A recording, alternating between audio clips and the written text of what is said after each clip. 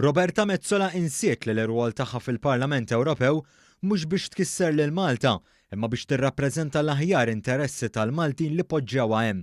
Dan qalu l-opinjonista indipendenti Martin Scicluna fil-ġurnal Times of Malta tal-Erba' f'artiklu bit-titlu Unworthy of Election.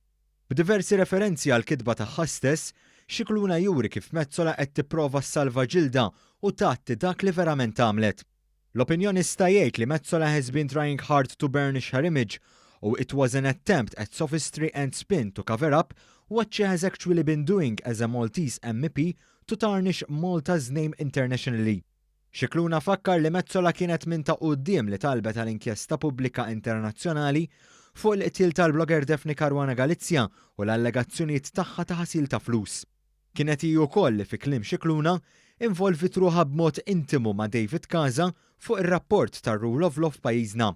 Intqal ukoll li lejn dawk li jakkużawha li mminat lil Malta internazzjonalment, Metsola qed tgħidilhom li għandhom sens ta' kburija nazzjonali li huwa falz u nfixkel.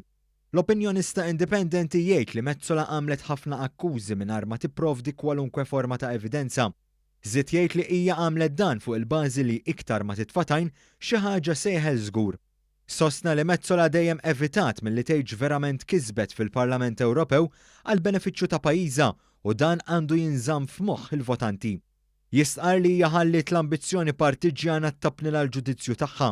Insiet li l-irwol tagħha ma kienx li tipprova tkisser lil pajjiżha imma li tissalvagwardja l-interessi ta' dawk li eleġewha u tal-Maltin.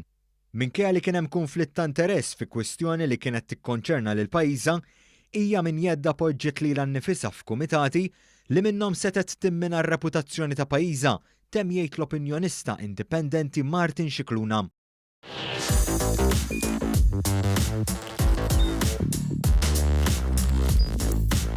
Idħol fuq one.com.mt u hemmhekk tista' tara l-programmi kollha li jxandru fuq One permezz ta' One Play.